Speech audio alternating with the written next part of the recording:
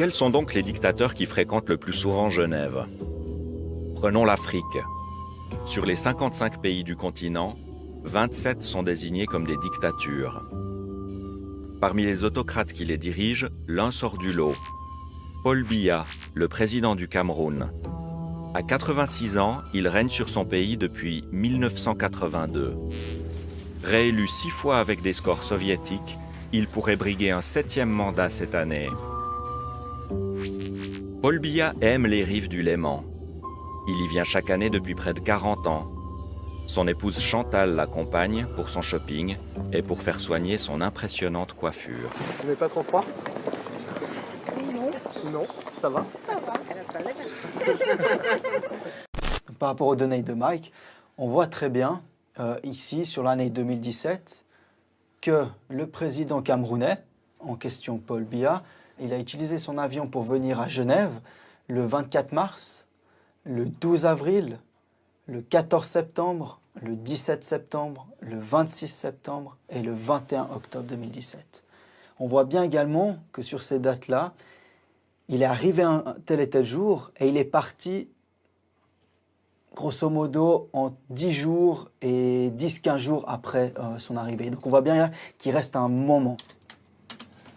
Pour la première fois, il devient possible de répertorier précisément ses allées et venues, et donc aussi d'en estimer le coût. Le président camerounais n'a pas un avion propre à lui et il est obligé de passer par d'autres compagnies en question, 2 compagnies d'affaires, pour utiliser l'avion à titre personnel pour ses voyages privés.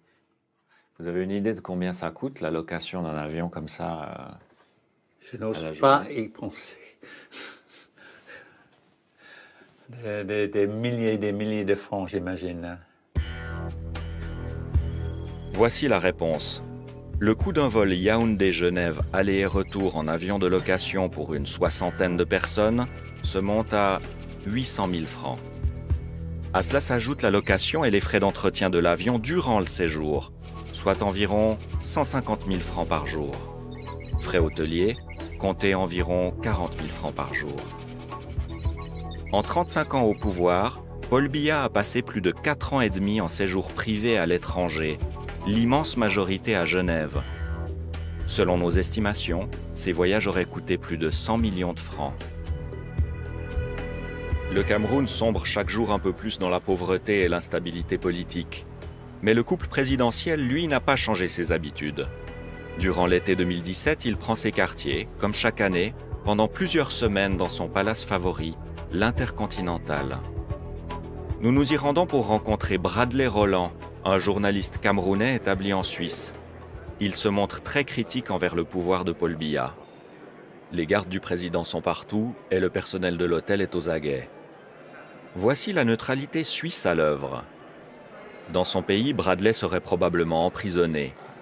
Dans le lobby de l'Intercontinental, il peut dénoncer l'attitude de son président à quelques mètres de ses gardes du corps. Moi, je n'ai pas peur parce que moi, je vis dans un pays libre. Je suis juste un peu triste parce que je vois un peu comment il vient en Suisse avec ses gardes du corps. Tout à l'heure, à l'entrée, j'ai vu ses gardes du corps, comment ils étaient en train de toiser. C'est juste impressionnant. Il s'est dit que même en Suisse, ils sont là, avec cette arrogance qui les caractérise. C'est vraiment quelque chose qui peut vous amener à comprendre comment ça va, comment il se comporte au Cameroun. Comment pouvez-vous expliquer à des personnes normalement constituées que en 2017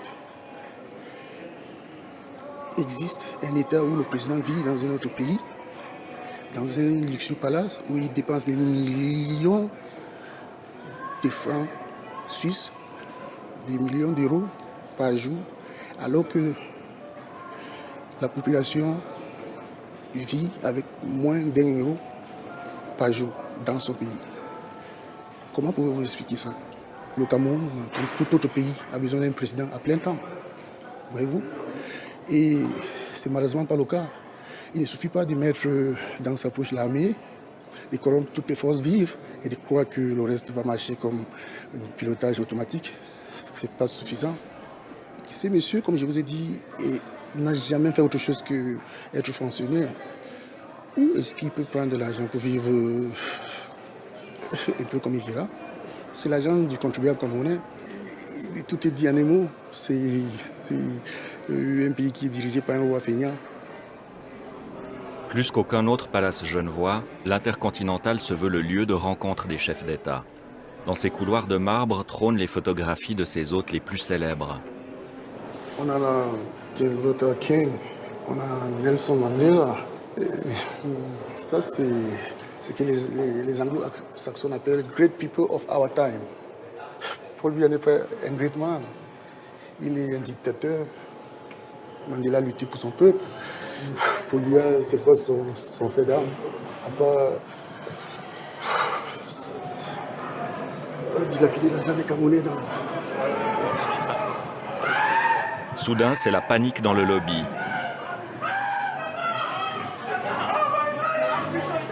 À l'extérieur, des Camerounais viennent crier leur colère sous les fenêtres de leur président.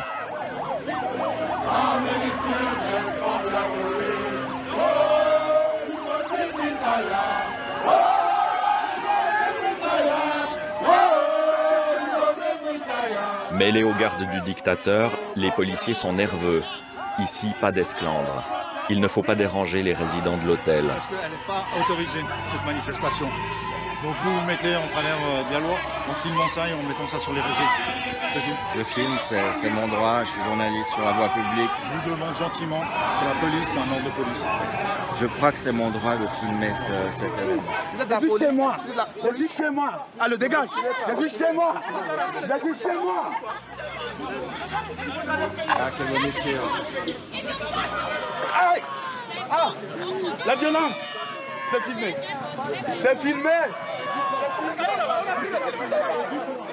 Nous décidons de poursuivre pour comprendre la colère des manifestants et pour savoir ce qu'ils attendent de la Suisse.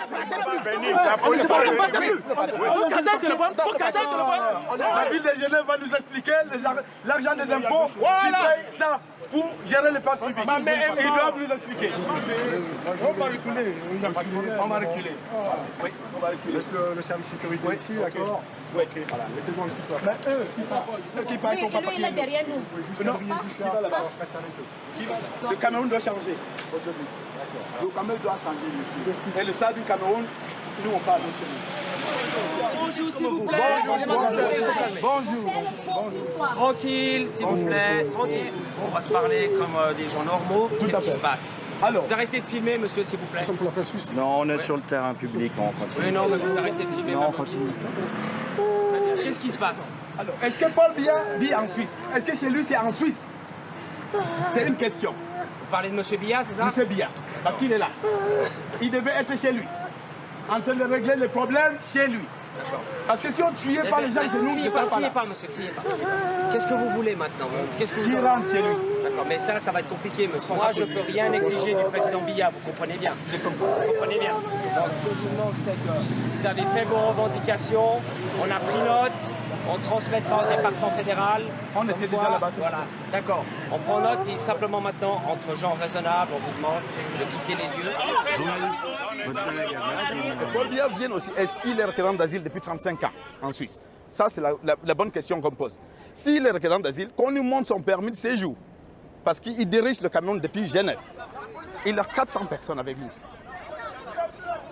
Payées par les contribuables, payées par l'agent de pétrole de chez nous, la partie anglophone qui l'a plié, qui est en ruine.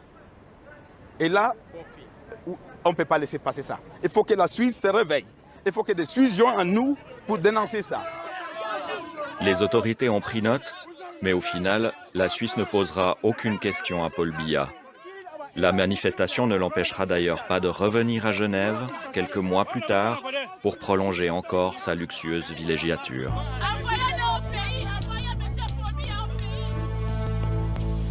Le président camerounais a donc passé 4 ans et demi à l'étranger en voyage privé sur ses 35 ans de règne, dont une grosse partie en Suisse, sur le dos d'un peuple de 23 millions de citoyens, dont un quart vit avec moins de 2 $ par jour. Pour ceux qui douteraient encore de l'intérêt qu'il y a à s'interroger sur la responsabilité de Genève et de la Suisse dans une telle situation, rappelons que de nombreux Camerounais démunis font partie des cohortes de migrants qui tentent de traverser la Méditerranée et gagner l'Europe pour survivre. Excellente soirée à vous tous, très belle semaine et à bientôt.